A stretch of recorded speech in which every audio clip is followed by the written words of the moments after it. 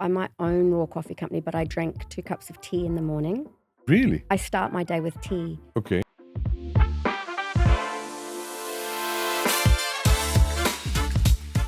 I'm not having coffee there. I'm not having coffee there. I worked in an Italian restaurant in Philadelphia, and whenever we served the espresso, they would say we have to put it with a twist. But is it? Kopi Luwak. Yeah, that's the one. Kopi Luwak.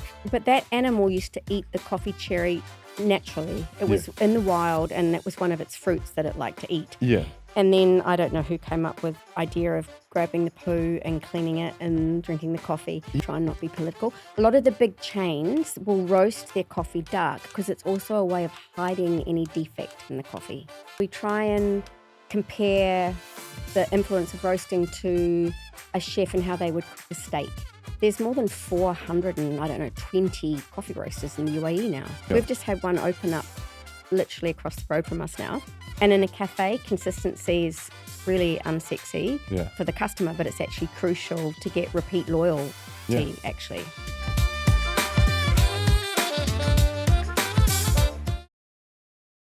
Kim Thompson, thank you so much for coming to the Rice Pudding Project. Thank you for having me. Just for the people, I know who you are and what it is you do, but just for the viewers at home, can you just explain briefly what it is? And then we can get into nitty gritty. I started Raw in 2007, and that's a coffee roasting business here in Dubai. Prior to that, I have 3 daughters, and I now have 5 grandchildren. Wow. So I didn't start my business until I was 45. Wow. Before that, I was a nurse. Okay. Here in the UAE or? No, but when I came to the UAE, I've been here 30 years now.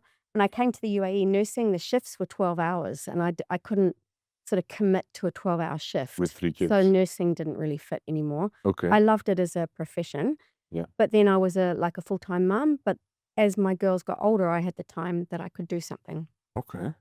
In New Zealand, we like coffee, and we don't like supporting international brands. We like owner-operated businesses. So it was like, oh, I wonder if I could do that here.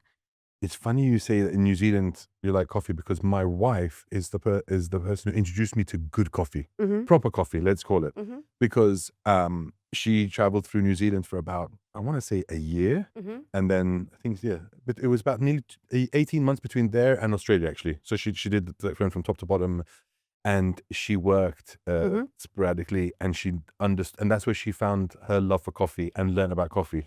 Do you know it was after the Second World War where the Italians moved down to New Zealand and Australia actually. Okay. Because we were a colonized tea drinking country before that. Yes. And the Italians brought market gardening, they brought cafe culture, and coffee What's market gardening? Sorry. well, growing really nice produce like the Italians were growing at the time. So, Okay. and in Australia, it was also fishing and things like that that Fremantle and Western Australia and everything, hugely, like Cappuccino Strip were all Italians.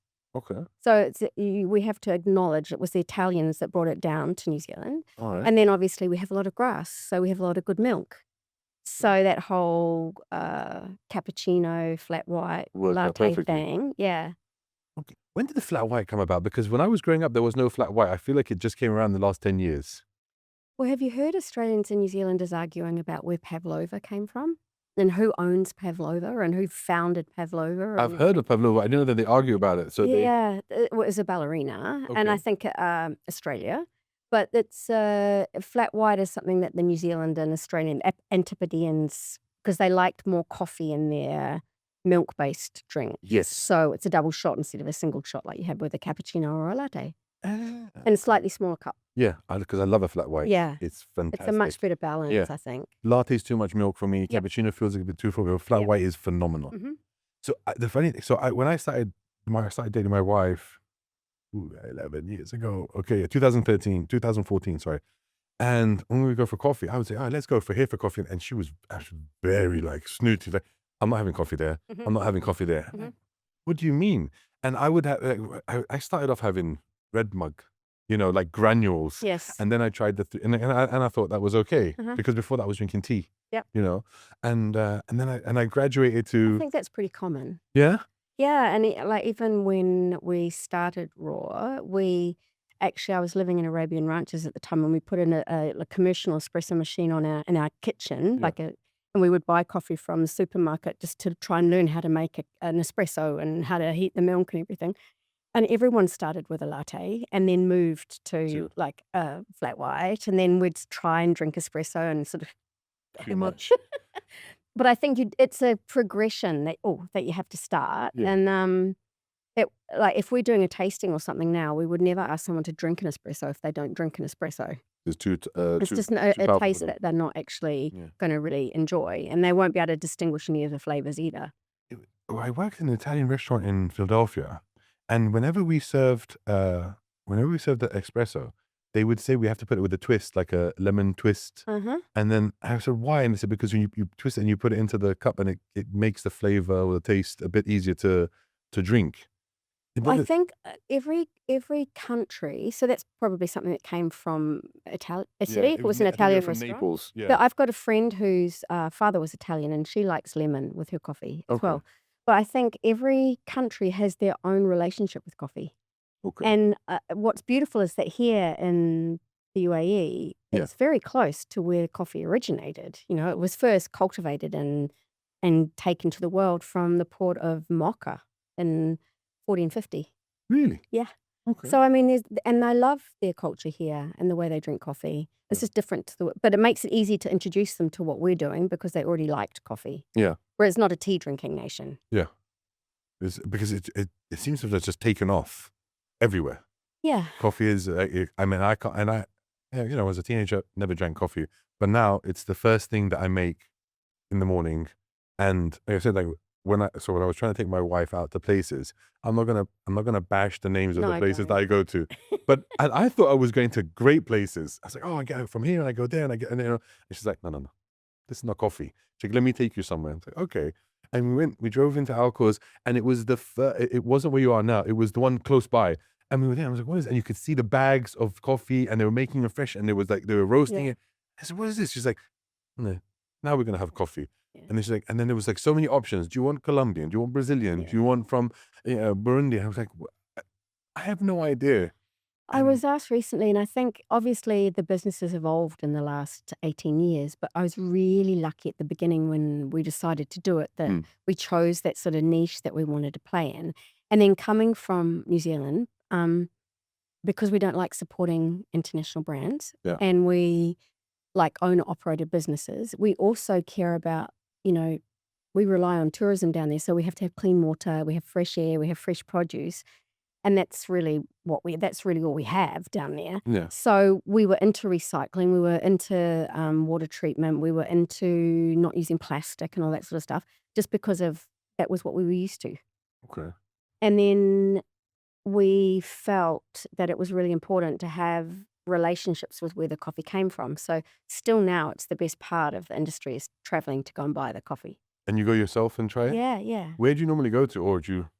So in the last country I was in was Mexico, Okay. and next month we're going to Ethiopia. Okay. And we just try and touch base with our producers as regularly as we can. But coffee grows around the equator, so anywhere plus or minus 1,000 kilometers above or below the equator is perfect temperature, altitude, soil, Okay. sunshine, rain, or perfect agronomy. For the coffee to grow healthy. And are some countries more? Is it? Because some coffees are more acidic than others. Yep. So is that depending on the country or the way it's grown, or is It's it? a combination of everything. Okay. So you know how you can go to a fruit and vegetable shop and you have a range of apples. Yeah. And you decide which apple you like because of the flavor. Yeah. Coffee is the same. So it's a varietal of tree that grows. And often it will be, now it's often hereditary, the way the farmers farm, because it's, their fathers grow it and their grandfathers grow it, and Continue the they tradition. don't want to pull out their trees. But there are heirloom varietals, particularly, from Ethiopia, that then moved around the world. And some varietals grew really well in Colombia and Mexico and Guatemala, and others grew really well in Rwanda and Burundi and Kenya. And in Kenya, there are a lot of coffees that were grown in a lab, so they're a bit more disease resistant, but then you have to fertilize them with things. So it's a tree and it's got different varietals, Yeah. and those varietals have different tastes. Okay. But then you can process the coffee in a different way to maybe enhance the body or the fruity flavors or other things. All right. But then you have to roast it, Okay. and then you have to And does then the you give roast? it to the barista, and the barista can manipulate the flavor as well, Okay. and then the water. Does the roasting affect its acidity or Yeah. yeah? The lighter the roast, Yeah. usually the more complexity and fruity acidity notes that you will have. Okay. But there are some coffees that you can roast lightly and they're still not going to be prominent acidity. Okay. I think at the beginning when we started, there were a few things that we battled with. It was the size of the cup because they were used to the big sort of grande venti Yeah. type sizes. And so they Value for money, like if you're those big gulps. Yeah. Yeah.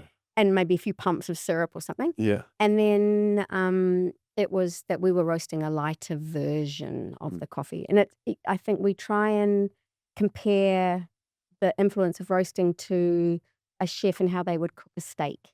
Okay. So if you've bought a really good quality of meat, you can sear it on the outside. Yeah. And that's called, I think, the Maillard reaction, where it sort of caramelizes the proteins and the sugars and everything. And that's what makes it taste good. If you go to a restaurant and you ask the chef that he's bought really nice dry aged whatever meat, Well done. and you want it well done, you're not going to get a lot of respect from him. Yeah. It's the same with coffee, and a lot of the big, I'm going to try and not be political, a lot of the big chains will roast their coffee dark because it's also a way of hiding any defect in the coffee. Okay. So if you buy a cheaper product, you would roast it dark. It doesn't necessarily affect the caffeine level in the coffee, but it will hide the notes that might be woody or that you might not like the taste of. I see. Okay. Because I mean, it's taken me a while, but I have my go-to ones that I go. So I always go with two, and I say it's taken me a while. My wife tells me to buy. So she always gets me to buy the working blend and the black tie. Those ones those are like our stable.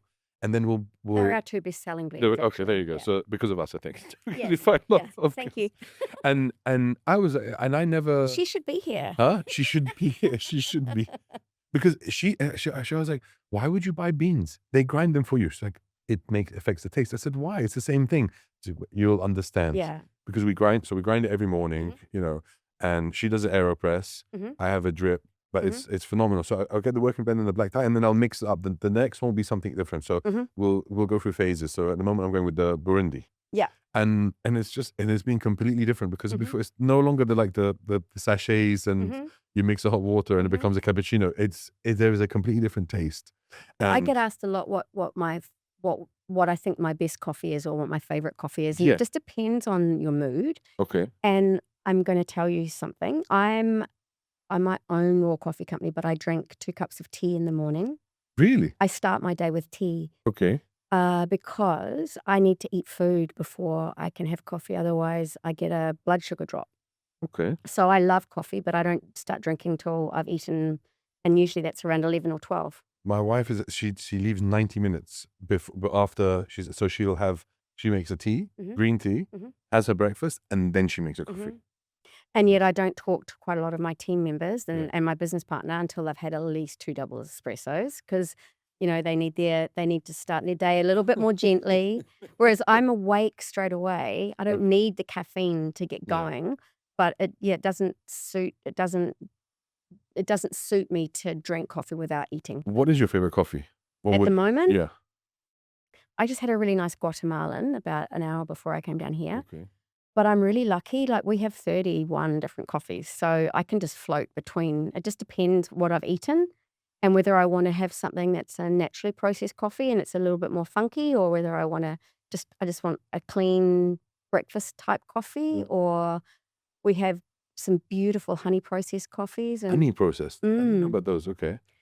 So when you pick the coffee cherry off the tree, no matter which country, the farmer has to know how he's going to process that coffee. So he needs to be quite close to a processing mill. Yeah. In Ethiopia, when we go and visit there, they usually take it by donkey up to a processing mill nearby. Okay.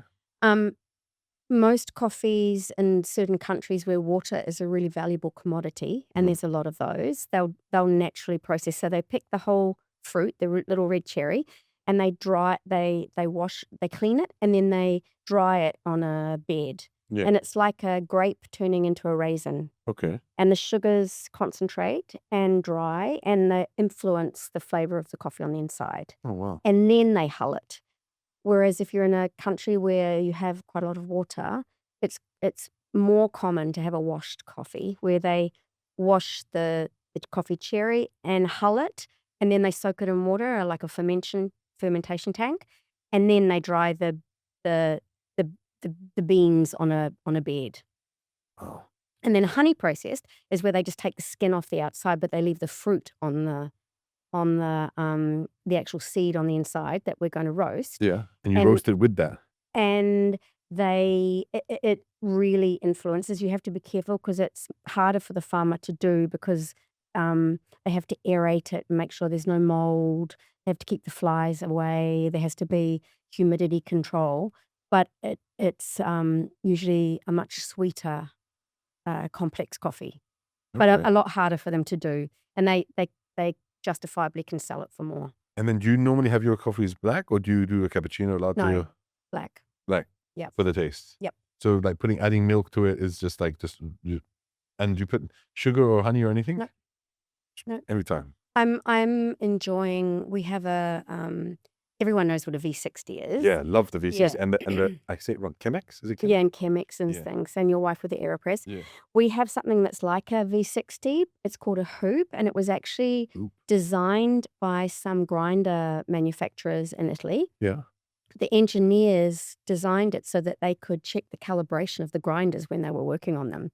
So you take 15 grams of coffee, you Yeah. take 250 ml of hot water, not boiling, maybe 92 degrees or something like that. And you put this contraption on the top of your cup. You put the coffee on the inside with like an AeroPress paper filter in it. Yeah. You put the water in, and then you can walk away. And 4 minutes later, you come back and you've got your brewed coffee. It's just like a V60, super clean, really nice, but you get the same result whether you or I make it. Okay. And in a cafe, consistency is really unsexy Yeah. for the customer, but it's actually crucial to get repeat loyalty, actually. Yeah, because then you don't know which barista to speak to for Yeah, they make and it I differently. think, people do have their favorite baristas. Yeah. And that's cool. Yeah. But I think ultimately we want it to have a scalable business model. We need to be able to execute consistent quality. Yeah. And we think this hoop is awesome. Okay, I need to try that then. Yeah, they're really good. Okay. They're really good. Fantastic. I'm curious, what made you start Raw? Because obviously you had a medical background, Mhm. and so it's a completely different Oh. field. Down sort of across from here now, Yeah. it used to be the Jebel Sailing Club Yes, remember it well. before Yeah. the Dubai Marina Yeah. went in. Yeah. We were, as a family, we were members there, Yeah. and we had the kids all sailed and did RYA sort of level sailing, and my ex-husband had a catamaran that he used to race, Mhm. and I ran the cafe in the sailing club Oh. for a period of time and Yeah. couldn't find decent coffee. And then it was going really well, and then the Dubai Marina project started. Yeah. And so the whole sailing club closed, and I'd already recognized that there was a bit of a gap in the market, Mhm. and that maybe it would be easier than running a cafe, because that was probably one of the hardest things I've ever done, trying to run a cafe when you don't have a F&B background. Right. It was a dumb thing to have put my hand up for and thought I could have done. But I think it was a necessary step, because that meant that I was brave enough, naive, but brave enough to try and do a coffee business. Okay, but the coffee business for me seems a lot harder than the cafe. Yeah, but I didn't know that at the Okay. time. And you had the mindset, like, from New Zealand, of having the products naturally, like you source them yourselves. You didn't want. So how did that come about? Finding places. When we first started, we actually had quite a big carbon footprint, because we were bringing coffee up from Fair Trade Organisation in New Zealand. Okay. So I think part of who I am, I always wanted to do things ethically. And I think the sourcing part of it, I knew from, friends that had vineyards and things like that, the importance of supporting the producer of the product that you were working with. So we started with Trade Aid, which was a New Zealand organisation, and they held the relationships, but they were happy to share the connections and take us to Origin and things like that. So we were able to travel and go and make our own connections with the producers and the farmers in different countries. And then at the beginning, we would travel to trade shows Yeah. in London and other places, Italy. And usually at the trade shows, there would be big equipment manufacturers, but there would also be green bean traders. So we would have the opportunity to try different coffees there at the shows, get their business cards, and then start communicating with them and then go and meet Visit them. them. And Okay. some friends that weren't here in this region that we made that we maybe if we were doing because actually we went to some of the courses and we would realize that we had to change the way we started, that we could do it better. So we'd come back from trade shows and we'd realize we had to, because it was before the internet, we didn't have a website, we didn't have Yeah. Instagram or anything like that. But we always knew we wanted to position ourselves in the niche, like high quality. Yeah. And then the relationships, I think we recognized then were going to be really important for us to be able to do that because you don't have any purchasing power. Yeah. Banks aren't going to lend you any money. You're a huge risk financially. And we would just be ordering consolidated containers of product in until we started to, anything we sold, we'd put the money back in, we'd buy a bit more until we could get container lots of the coffee. And you find the people that are good to work with. And some of the producers, we're 18 years old now, some of them we've been working with for 16 years. Oh, but that process of because you're also roasting, Yeah. right? Yeah. So how did you learn that? That you were just learning? Well, I sort of cringe a little bit. Thank goodness we didn't film ourselves back in the old days, at the beginning, because we didn't know what we were doing. We were trying and we would be trying to, I guess, make something that we were proud of and that we would drink. Yeah. But I think we made a lot of mistakes at the beginning. But you learned from them. But we learnt from them, yeah. And I had a business partner that joined me towards the end of year 2, who came with a whole different skill set. He'd had his own businesses before. I never had. Mhm. And I think we're a good combination. He's got a completely different approach to a lot of the business than I do, and we've sort of taken on a mum and dad role kind of thing in a family, which is what our company is still a bit like. Yeah. So I look after the roasting and the people in the company and the culture and the brand. And Matt does all of the business projections, the finances, the sales. Yeah. He's really strong at that. And I was terrible at that. Okay. Because So I feel lucky that I had someone I don't think we definitely wouldn't be in the position we're in now if I'd tried to dawdle along. And, it's good to recognize when you're not good at some stuff. yeah. And, even now we do a lot of performance coaching. And we've been part of an organization called Endeavour, which is a business accelerator program, and incredible business experience operators globally. Yeah. And we loved being part of that entity. And it doesn't matter what your business is, you're providing a service or a product to a customer. Okay. So they had no coffee knowledge. It didn't matter. Yeah. But they were on our board and they would keep us on track, and that's really helped us, I think. Okay. Because you don't just serve coffee in your establishment. You serve to the different companies as well, right? Yeah, I think a lot of people don't realize, the cafe. It's quite a big cafe. It's wonderful. Yeah.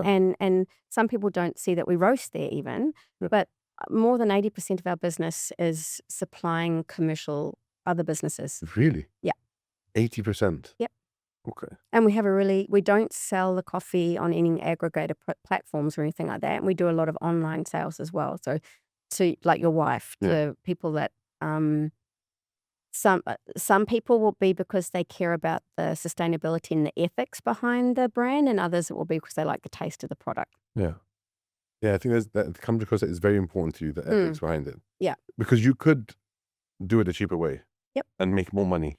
We never had an investor. So we Yeah, were able to put our passion into really doing the best we could and caring about our suppliers and our farmers and our team, because it's ultimately our reputation. Yeah. If we had an investor, I'm sure they would be wanting a return on their investment and look at the profit margins. We've never had to worry about that. So we sort of run it as though we were in New Zealand. Okay. But not having an investor, that makes it harder as well, does it not? Yeah. I mean, there must have been times, Slower and organic growth, but I think I like control. I wouldn't like to be told, no, you're What? not allowed to spend that money on that coffee. That's too expensive. I would hate that. So you choose the coffee. Yep. So Matt and I choose the coffees. We do it often together, and sometimes we buy what we want to drink, which is, an investor's not going to like that too much. Yeah. But I've heard that about directors and people who they say you don't make a movie for other people. You make a movie No. that you like. Yep. Because you can do that. And the same thing, you make food or drinks that you like. And Obviously, the market is very competitive now. There's a huge amount of, like when we were the first, in the MENA region, there's more than 420 coffee roasters in the UAE now. 420? Yeah, licensed businesses that are roasting coffee. It might be in a cafe. There's a lot of, and some of them, we've just had one open up literally across the road from us now. Okay. And they have huge amount of money behind them. Really? So the interesting thing is that I think it pushes us to continue evolving and be better. And be better at telling our stories and telling stories around the farmers. And so How'd you when tell you those? reached out, I was so happy that you asked, because it's an opportunity to. I've been going there for years. Like I said, like since 2014 when my wife introduced me to you. And then I remember once coming and it was like, oh, it's closed. And I'm like, no, it hasn't. It's now behind us and bigger and better. And I mean, I think so. And, and the way you have it with the artwork and then the food and everything. I don't know if you had food before in the. We only but started doing food during COVID. Because really? at the beginning, food's hard. Yes.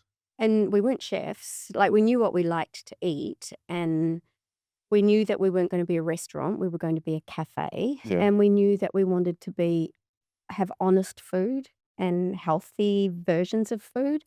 But we have a friend who's an executive chef. And so during COVID, a lot of the restaurants closed, and some of his teams were in accommodation with, he was keeping an eye on them and looking after them, but they weren't going to have a job at the end of it. So we asked if we could have a whole team, and we got to take 5 chefs that had worked together and been trained. And then he helped us to start with a foundation of a menu that we put our personality into as well. And then we just, because it was us again, we could start with something and then say, hey, did you like that? Are we okay? What would you like to see? And then we sort of played around with it for a while. I think at the beginning it was about 25% of our income would have been the food. And now it's about 50-50 with the coffee. Because like my uncle spent a lot of time in England and he loves fish and chips. It's very hard to find good fish and chips abroad. And he loved the fish and chips there. Oh, that's good. Yeah, he's a big fan of it. So that's the thing. I mean, I love the food. And then now, whenever I try not to take my son, because every time I take my son to buy coffee, then there's going to be a hot chocolate, there's a cookie, and then there's a banana bread. Cookie or something like that. Yeah. And that's just for me, and then let alone what he wants. But it's it's really nice. And I used to go there a lot and work, and like especially you can go upstairs, and it's just like very nice. And a friend of mine, my mentor and his wife, both of my comedy teachers, Mina and Ali. Yes. They've done shows there as well. Yeah. I love them. Yeah, they have great energy. I love them. Yeah, they were very like, I know that there's some great events there that they did. So it was really nice. Well, I think it's a big space. It's it's like a canvas to be able to use, really. And it's I think because 20 years ago was an industrial space. Now it's it's quite close to where people live, so it can be used for community spaces, and we've got a great car park. Yeah. And I like seeing the space alive with those, especially if there's an ethical community background. Raising money and awareness. Yeah. They're very good like that as well. They are. That was very nice. But the size of the places, your establishment is very big, and you've grown, like you said, organically over the years. But what was probably one of the biggest struggles that you came across Well, I always have to say cash flow, because as you Okay. grow, you need more money. Yeah. We're going to hire and rent another warehouse because we need to store product now, because, Okay, the store products. volume of the products we're bringing into store. Okay. If you think about it, it's the disposables, the cups, everything that you need. Yeah. And the logistics team actually needs a much bigger space, because we're moving a lot of product ourselves with our own drivers and everything. So every morning the guys come in early, they're combining all the deliveries that have to go out, and we've just bursting at the seams a little bit now. Okay. So we're looking at doing a revamp this year, and we need another warehouse. And are you thinking of opening another cafe as well, or? We are discussing this at the Okay. moment. Probably not that size, that we would probably look at going to community areas where, because I don't know what you think about the driving, but the roads are getting pretty busy, and it can stop you from going somewhere now. Yeah. Whereas before, I think, That's why I do it on the weekends mostly. so Yeah. before we would see regular customers maybe 3-4 times a week. Now we might see them twice, and when we talk to them, they say it's busy. Ridiculous. It's a Yeah. time constraint thing Yeah. now, and they plan it, and maybe they come only twice a week, but they might stay longer, and they Yeah. do it around maybe school drop off, or when they know the traffic's not going to be as bad. Yeah. And so I think we're thinking it will make sense to use the knowledge we have and go to where the customer is. So smaller footprint, Okay. but keep our soul and our same offering. Yeah, there's a lot of, we have to evolve. Okay. We can't just stay doing what we're doing now, I think, because we have 76 people, and we're trying to find 3 more that we're recruiting. 76 staff members. Yeah. That's So how do it's you really manage grown. the different personalities? I love it. We joke about, how you get on an Emirates flight and say, our staff today are, Yeah. from 18 different countries and speaking how many languages. It's a little bit like that. Yeah. Mixing up all the different cultures. We need to empower them and train them. I think that's been something that it used to hurt a lot when you do that and you spend time bringing someone on to give them the knowledge, and then a competitor needs that knowledge, but I think now I'm a little bit more realistic about it. You can't afford not to teach your team members, because they're the ones that ultimately have the interaction with the customer. Yeah. And I think that's incredibly important. We actually now have a customer experience manager, because we recognize the importance of getting feedback on how we can continue being better. Yeah. And sharing information. The personalities, we're always going to have problem children. They're usually good at what they do, Yeah. but But being a mum, you can handle that. You're used to it. mostly. And then if I can't, there's Your the partner. yes, exactly. Yeah, Okay. the HR stick. People need to be appreciated. That you need to thank them when they do a good job. They need to know they have growth. A lot of people arrive in the UAE not intending to work in a cafe or in a coffee business, although that's changing a little bit. It's getting a little bit more sort of trendy to work in a coffee business. But I think not everyone can be the barista, and it's the waiting staff that are talking to the customer. Yeah. So it's actually finding, we usually recruit people on their personality. And we like just taking a clean slate and then developing them. Okay. Yeah. It's hard. I mean, it's hard to find and nurture the right staff as well. Yeah, but it's the reason that we're successful, I think, is Yeah. the energy that we put into it. Because it is hard, but if you do a good job, it's going to be probably a longer result that you're going to get, and more sustainable. And I actually think the end consumer, the customer, can smell it when you're not authentic. 100%. I've been there, and I'm looking for coffee, and there'll be someone who maybe recognized me before, and I'm like, okay, I'm going to try this one. I want my usual working blend and a black tie, but then I'm going to try the Colombian, and he was like, so the Colombian, and I'm just using Colombian as a thing. It says it's a little bit acidic. Mhm. If you want something, go with the Ethiopian or the Burundian things.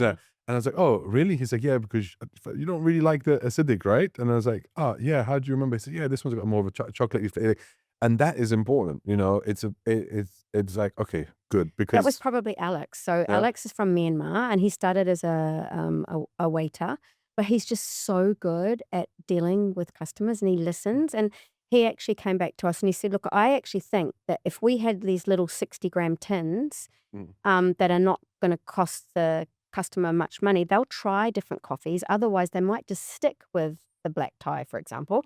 But if we removed the barrier for the customer, they'll try different things. yeah, And then he also asked us if we could have like a flask, so he could do little tastings for tastings, people so that they yeah, could have a try. And it's really good. He listens to what the customer's asking for, and then he comes to us and he says, "Hey, I think this is what we need to do." You know, and w- we can't underestimate when it's a highly competitive industry. I didn't know So it's we yeah, have to listen to, but that's just roasters. There's thousands of cafes, yeah, thousands, and even concept stores and car sales places sell coffee. 420 roasters. I mean, I'm racking my brain and I can think of 4 or 5. Oh no, there's It's a like, lot. but But there's a lot of passion projects too that okay, are because the coffee culture is intrinsic to the Emirati yeah, culture and the Arabic culture and the Levant culture. yeah, To have a cafe is like an extension of your family lounge when your guests arrive. yeah. And so I understand. I think it's a challenge. Whenever I'm asked, I would say I really would do my homework now before I opened a cafe, because I think there's just so many that the market is saturated. But if you're going to open a cafe because you would like to run a business, that's different. But if it's because you love coffee, maybe you could continue to love coffee, but open a business doing something else, because Yeah. it's tough. And there are a lot of we're getting a load of CVs at the moment. And This is the turnover as well. that's So, sad, people are not getting paid. Businesses are not able to cover their operating expenses. So they're hanging on, but prices of coffee have gone up a lot in the last 6 months, because the reality of climate change and um, other factors is very real, and it's no longer a threat. It's actually real. It's here. yeah. Yeah. So you have to have a business model, and you have to have a point of differentiation as to why you would go to that place, not the one beside it, and Yeah. all that sort of stuff. I mean, and everything comes as the taste, hmm cost is a factor, of Yep. course, and the community, the how you're welcomed. hmm Because I mean, I'm not going to mention the place, but I had gone to a place because someone said, "Oh, they have a great deal. You can hmm get this for this coffee, this much, and hmm you get a sausage roll and blah blah." hmm And I was like, okay, so let's go. I remember waiting. There was 3 people behind the counter, and I remember I was with my son and my cousin, and I waited 5 minutes for them to acknowledge me. Mm. I was like, okay. I said, okay. So then they finally did. I said, like, 2 Americanos, cappuccino, sorry, a hot chocolate for my son because he likes his marshmallows. Don't put the marshmallows, he likes the marshmallows on the side. Mm. Okay. And then want this, and this. They put the marshmallows inside. And so it's my son that, look, they put the marshmallows inside. Is that okay? I got to negotiate with my son. He's like, okay, daddy, it's I have a fine. 3-year-old grandson. I know what Yeah. it's like. He's like, it's okay, daddy. They make mistakes. It's okay. Mm. I can, it's probably going to be tasty. I'll get a spoon. So, Mhm. okay, fine. Got the coffees. And it took 15 minutes. Mhm. And they made the hot chocolate first, and then they made the coffees. And when I said, I ordered 2 coffees. They're like, no, you didn't. I said, I did. Can you check? They're like, do you have the receipt? I said, no, I don't have the receipt because I never take a receipt. No, It's not my neither do thing. I. I said, but if you check in the system, you should have the order there. So they're like, oh, yeah, sorry. We'll just make it now. I said, you know what? I can't wait another, Mm. I don't know how long it's going to take for you. Thank you very much. I'm going to leave. So we left, and my cousin started to drink his coffee in the car, and it just started pouring. There was a hole in and I was like, first and last time I'm ever going there. And that maybe they're great, and then the person who recommended them about it has a great experience there. But I think in this day and age, where everything is so competitive, like you say, you have to. I'm not a customer that's been there millions of times. I mean, if it happened with you for Raw, for example, I'm like, it's a one-off. I love that place. I'm going to go back. But when it's the first time, you're going to lose the customer. Mhm. And because there's so many other options. I can go to a drive-through here. I can Mhm. go somewhere else. And Yeah, absolutely. it's very, very competitive. And different generations are looking for different results and experiences as well too, hey?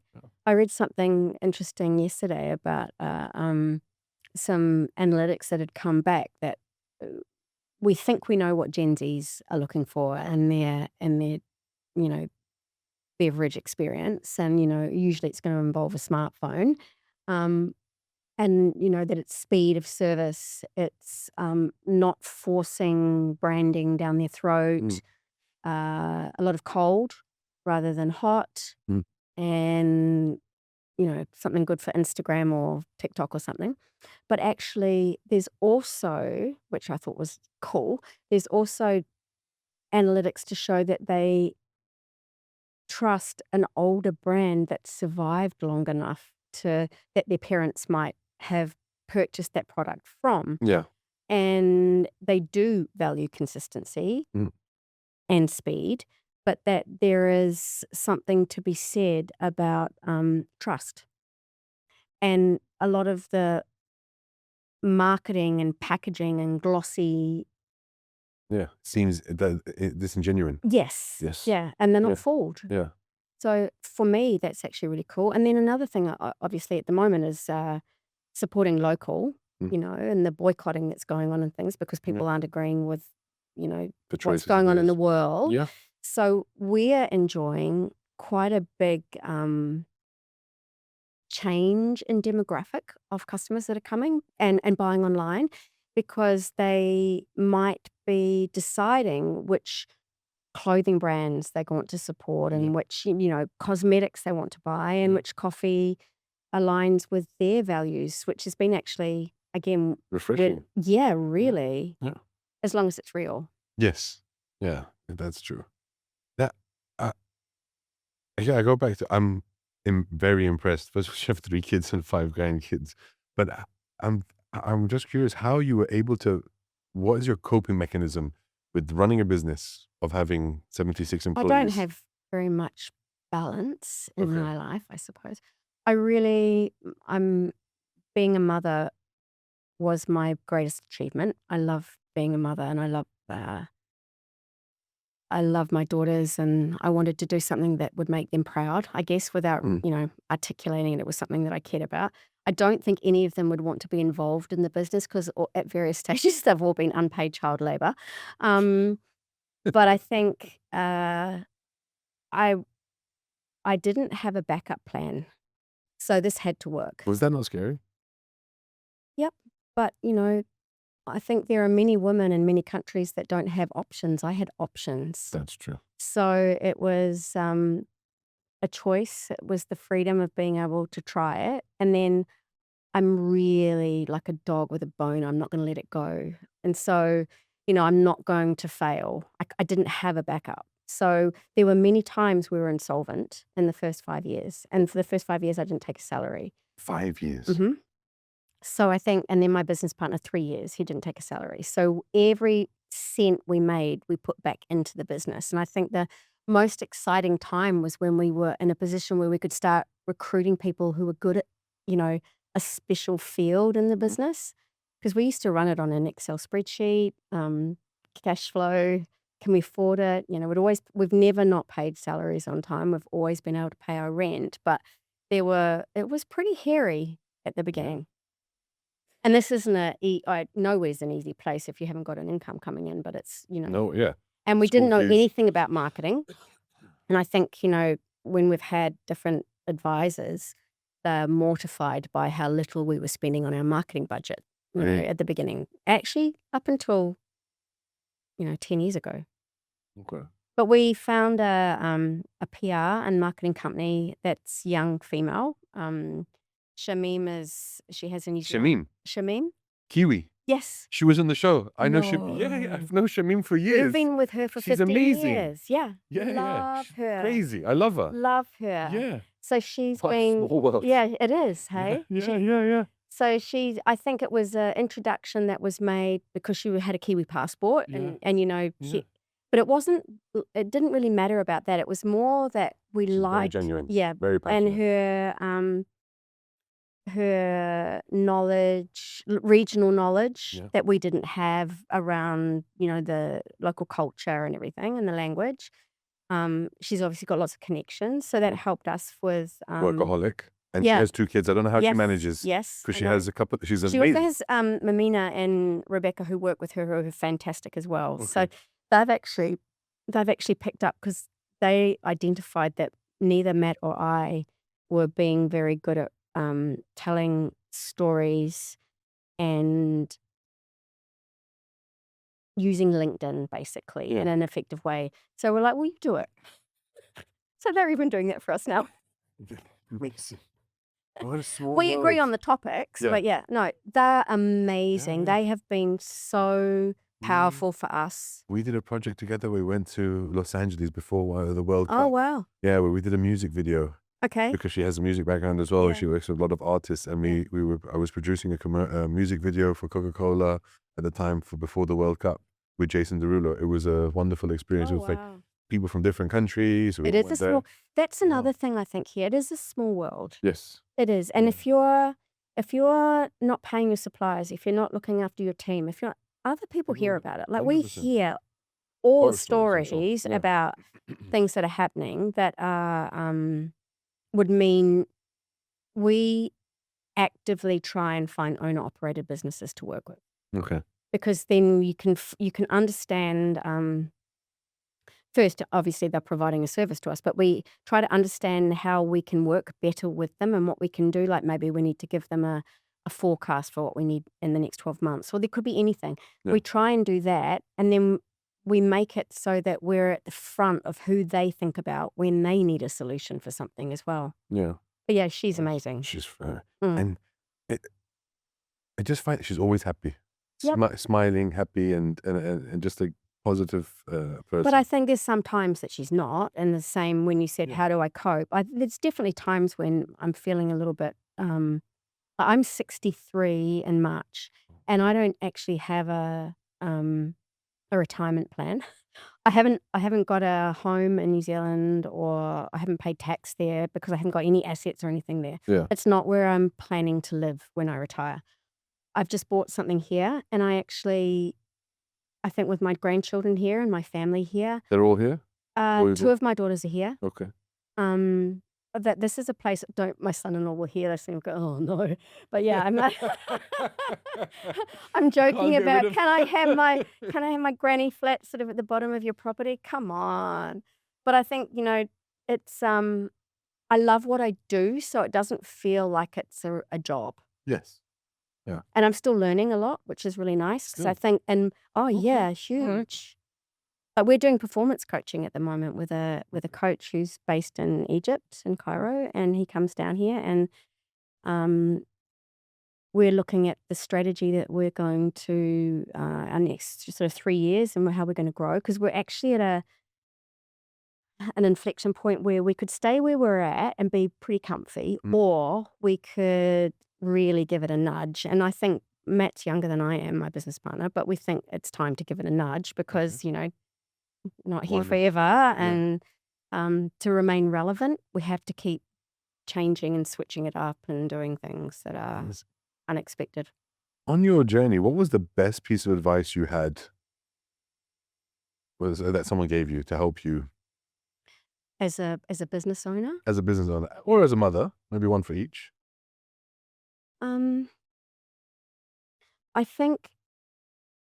think the mistakes that I made at the beginning were immense. Not to ever repeat a mistake, to learn from your mistakes, to Yeah. own them. I think it would have been really good to have had a stronger business plan to get started, and to have 3 times the budget that I'd allocated, because we ran out of money so 3 fast. times. 3 times. Can we talk about any of the mistakes you said that were immense, or you don't want to relive them? I'm really good at forgetting. It's a little bit like childbirth, Okay. you otherwise you'd only have one child. But there were a lot, and I trusted people that I shouldn't have trusted. Yeah. I think it was inexperience probably, but it wasn't related to coffee. I think it would have been to actually have used my intuition and my like now when we're doing training, it will be focusing on values and things like that for the business. But they're values that we've always had. We just didn't articulate them. Okay. So I think maybe knowing who you are as an individual so that you can transfer your essence, that your core into what you're trying to do would be very valuable. But yeah, for sure, trying to run a business when you've got limited cash is just a nightmare. I would never want to do that again. That would be the main things. And then, Learning from your mistakes. learning from the mistakes. And everyone makes mistakes. Yeah. I like reading about business still, so I read a lot of books. And I think there's Did you have any inspirations? do you know, I read Starbucked, which was a book about the early years of Starbucks. Yes. By him, was it by Howard Schultz, or was it about I can't even remember who it was by. I can't remember who's written the book that I'm reading at the moment, and I'm loving it. It was showing they were pivotal in transitioning people from, instant coffee to cafe culture. And they took what they thought the Italian cafe culture was like. They were the first ones to realize that it was like the third place. So it wasn't home, it wasn't work, it wasn't alcohol related. It was a comfortable, comfy seating. You could have one on this corner of the block and one on the other corner of the block, and it would service different. It didn't take away from each other. Yeah. If we had a dry cleaners beside us, the customer would come back. It would go to drop off the dry cleaning, and it would come back to that sort of thing. I also really enjoyed Richard Branson's autobiography. I thought that was really the interesting. Virgin Way. I think. Losing My Virginity. Losing Virginity, I guess. I think that, most people have had either a failure or a really rough start. Unable to get investment, access to finance, that sort of thing. It's pretty common. Yeah. And then to learn, the most risk that you sit with is in the first 3 years of your business. And you know nothing in your first 3 years of the business because you're working in it, not on it a lot of the time, unless you had the money. I would never take financing from family. I would never. You never did? No, I would never want to have any kind of risk to my family dynamic or my kids worked without getting paid for sure. Yeah, but that's part of that's part of their that's part of their learning. They need to pay you for that work experience. They've learned so much. They've learned so much from working for you. Yeah. I think you need to keep a healthy. But you could have taken. That is an easy I way. do actually remember inviting 3 couples over for lunch. Yeah. When I was thinking of opening the company, and I remember talking to them afterwards and hearing that they'd all been communicating with each other, worried that I was going to be asking them for investment. What I was wanting to do is that I loved them as friends, and they were all doing something, and I wanted to know if they thought it was a good idea, if they wanted to give me any advice. But afterwards, a couple of years later, I remember them saying, "Yeah, we thought you were going to be asking us for money," and it's like I knew that would be really unhealthy because, But in hindsight, 18 years later, if you had asked them for money, they would have been in a good position now. It's a great return on investment. Well, maybe not. Maybe. No, because it's really only been in the last, and we lost all our commercial customers during COVID. We had to build it up again from the beginning. All our commercial customers. So we tended to supply businesses that were other owner operators, no franchises, no big, multinational companies. They were all, local businesses. Yeah. They didn't have the cash flow to survive it. So we survived on people like you and your wife, who we would all be being delivery drivers, and we might be out just delivering 1 500-gram bag instead of 50 kilos at a time to a customer. So we honestly survived with our difficult B2C customer. It was pretty hero. We'd actually saved money. We were looking at going into Saudi. Okay. So everyone at that stage is Saudi. It's a really big market and everything. We'd been down half a dozen times to go and suss it out, looking for a distribution partner and checking out. It was all starting around that time, the whole coffee scene. And we didn't do it because we realized that we were pretty small. And again, we needed a big marketing budget. If we were going to do it, we needed to probably be 10 times as big as we were. Yeah. So we had money in the bank that we were going to be using for Saudi. That helped us to survive. And we were able to look after our team, and then had to just build up slowly. But our base was B2C. And then a lot of those, not all of them, but quite a lot of our B2C clients were like Emirates pilots and people like that, and they lost their jobs. So again, we had to then learn how to be better at marketing, because we had a really beautiful niche of people that loved us, but it was quite tight. Yeah. So we had to learn how to reach more people. Wow. Yeah, because there was a restaurant, a couple of restaurants, but I know there was one that I used to go to on Shakeside Road, not too far. And my friend was the chef, guy from Philadelphia, America. And they closed down. They had to close down during COVID because a lot of businesses were affected. Yeah. Very And they sold. I remember they were selling raw coffee as well. And that's very tough. But I mean, I think it's the relationships we had with the farmers that allowed us to still continue to be on Zoom calls instead of going to see them and things like that. Yeah. They had all run out of money. They also had lost all of their pickers and the people that would help them to harvest their coffee. So, different farming families were helping each other. Like they'd do one farm and then they'd help, and then they'd go to the next farm. And so they were just hand to mouth trying to survive. If we think we had it bad in COVID, the producing countries had it much worse. Were you close, you think, to closing, or? No, I think we were in survival mode. Okay. And we developed, worst case, best case scenarios and how we would cope with it. We had a few people that were here who wanted to go home to wait it out. So we let them do that. And then we brought them back in as soon as, we were able to start again, because they thought they could help their families. Because, if the Philippines or Nepal or somewhere like that, they could at least be helping their families rather than sitting in an apartment not doing anything. Yeah. But I think because we had the rapport with the farmers, we got the coffee early when they were able to send stuff out again. And you were And then we supporting them just as well. started again, and Wow. But we're lucky. We're not in war.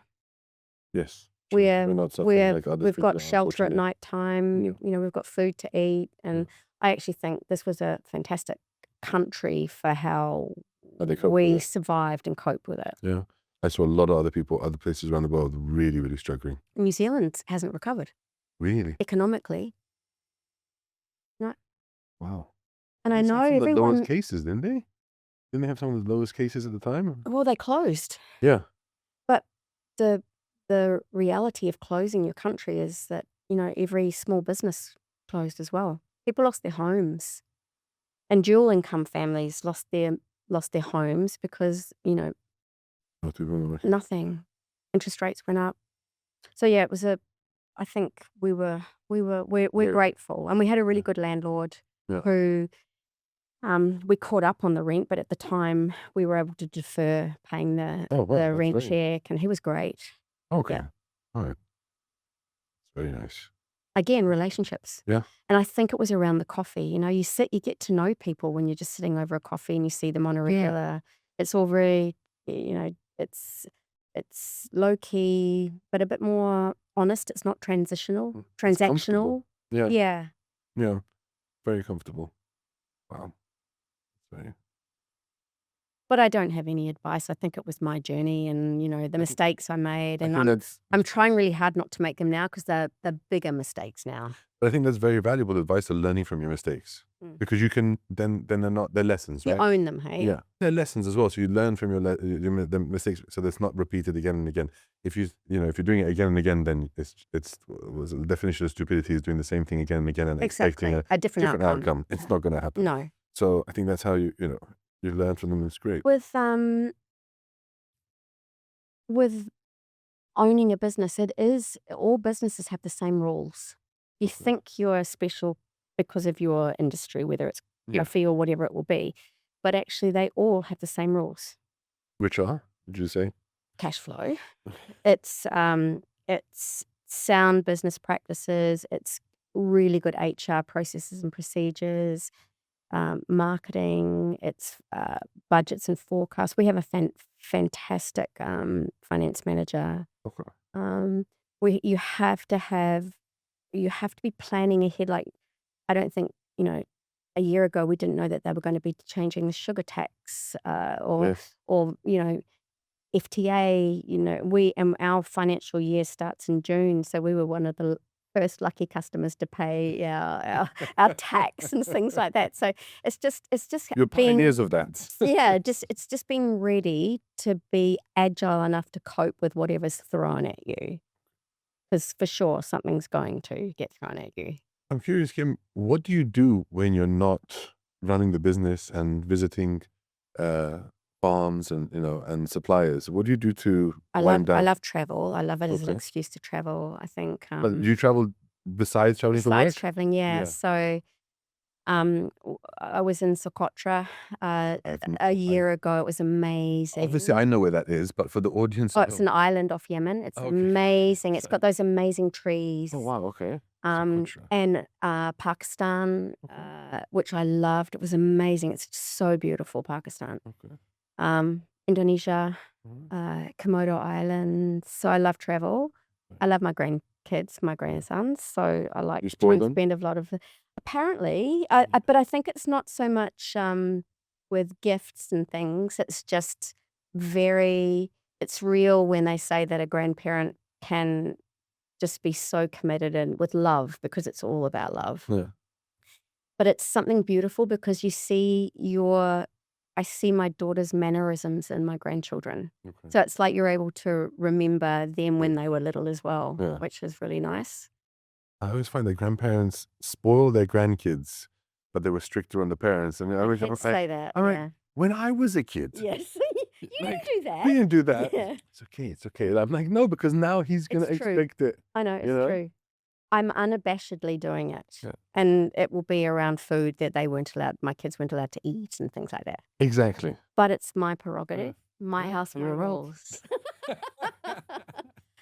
And then I've just bought a reformer. I really want to learn to do Pilates. Okay. One of my daughters took me to a class in Bali, but it was a level 3 class and I could hardly do anything. And I For realized me, that it's I a torture device. It's like a medieval torture device. They hook you up and they pull you in these things. forward to learning that. And I Oh. have one of those bikes inside your house that I'm trying to Okay. do exercise on. And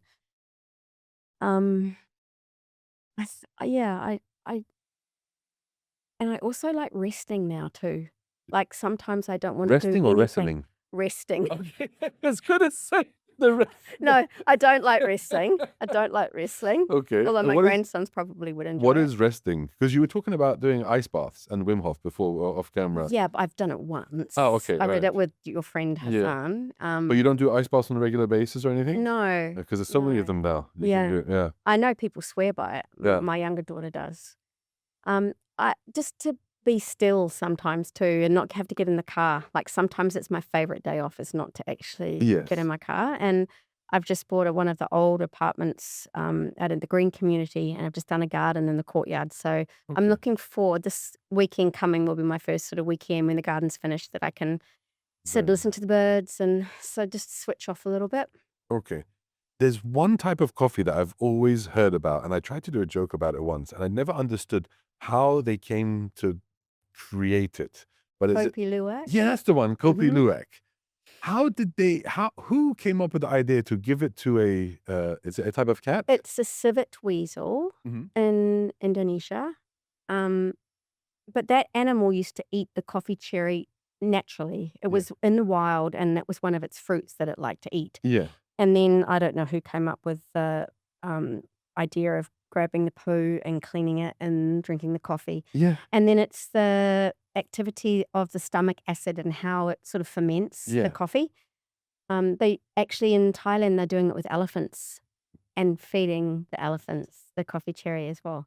So I think it's all a bit of a gimmick with marketing. Isn't I it super don't- expensive as well? Yeah, but I don't agree with it now because now the animal's not in nature. It's in a cage and it's being farmed. See, then that must have some side effect. Then it negates the Oh. whole thing. Absolutely, it's cruel. So we will never have that coffee, and I probably never have the coffee from Thailand either. Have you ever had it before in the past? Nope. No. Okay. I mean, I have no desire to eat, to drink coffee that was, sorry to be like, but No, like no, that no, came no, from no, poop. I me mean, like, either. as a child, having a child, I've had him like, Yeah. that's the Yeah. that's Yeah. as much as Yes. No. it doesn't. No. Yeah, I mean, is it really like, does it really have that much effect on the taste? I mean, like Well, how? I just received some samples yesterday from a really cool Japanese company that reached out to us. And Okay. you know how they do all their fermentation with sake and Yeah, yeah. everything? So they're using koji. Goji berries. Yeah. Okay. And so they've taken a coffee, a specialty coffee from Brazil, and they've processed it with this yeast fermentation. All right. And I was just communicating with them on email, and they asked if we would like to buy some. I said, no, but if you send me a little bit of the green bean and I can roast it, we'll have a look at it and Yeah. see. Because I understand the science behind it, and some of our more experimental younger producers are playing with things like this in, Ethiopia and Colombia and other places.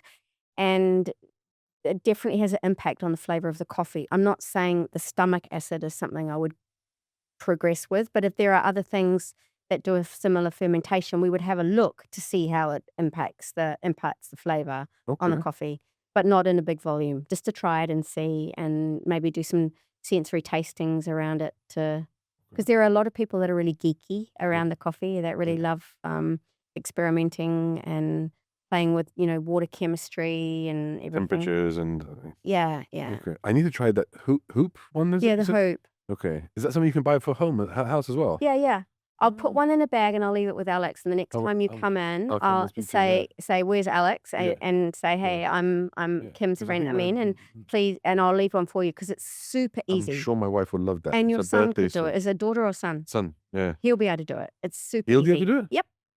Oh, no, 'cause he I don't want to do it every day. Yeah. Yeah. I think it's just getting the grams of the coffee Yeah. standard, whether you like 15 or 20 grams, whatever's your preference. I'm not that advanced enough. No, but it'll be your taste, what you Okay. like, and the size of the spoon, and then water temperature and time. Oh, and did you Super end up easy. saying, oh, wait, Yep. 4 minutes? Yep. Oh, wonderful. But we really think when you're brewing a coffee, it's very important to have the right water.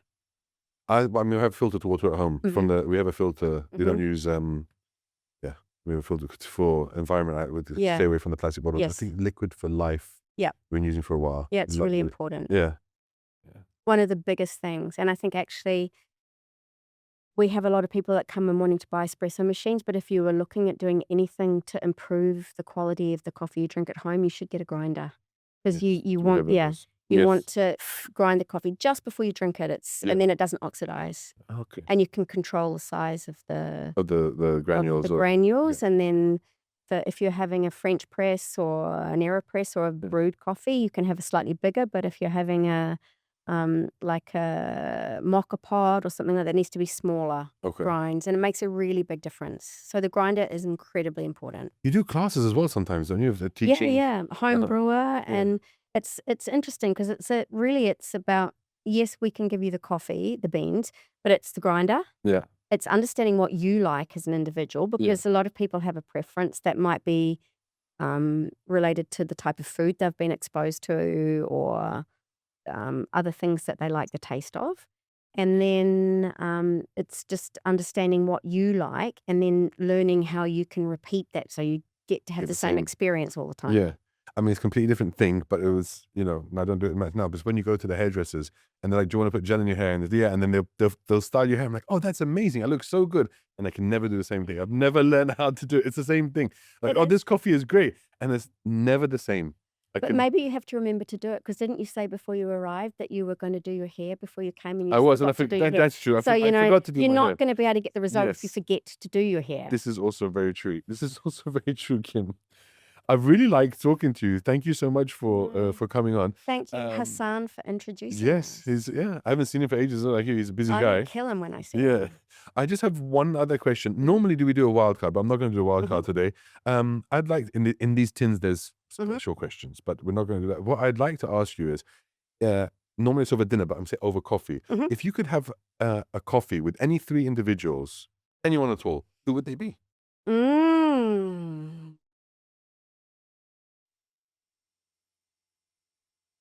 I'd love to see my parents again. Okay. They're both dead. And I'd like to see the younger version of them. That would have been awesome because they both had dementia. Oh, So, that's you remember rough. them at the end. I'd love to have some time with them again. And Younger before you were born? Younger no, or maybe when you were... like my age now. Okay. I'd love to, because Yeah. I think so I left home when I was 15. Wow. So I think it would be lovely to reconnect with them.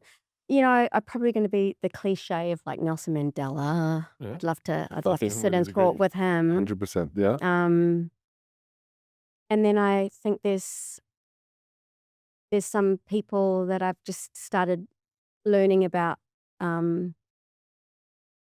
following the Palestinian story. I'd love to sit with some of the poets and the Okay. people who are not here anymore to understand a little bit more about how they used their art as a form of resistance, and because I think I'm really drawn to that sort of creativity. I'm not creative at all myself. Like I can't even draw a circle, and I can't write poetry, and I can't sing or play a musical instrument, but I really love it. So I would love to go. I'd love to spend a little bit of time with some people who were creative. But yeah, I'm afraid it would be my mum and dad. I miss them, and would have been nice to see them when they were well. Understandable. Well, thank you very much for Thank you coming for on the show. I having really me. appreciate it. Thank Thank you, for Kim, having and I will me. see you Yes. definitely soon. Yes. Thank you. For a That was coffee wonderful. Yes, and a hoop. definitely. And a hoop, yes.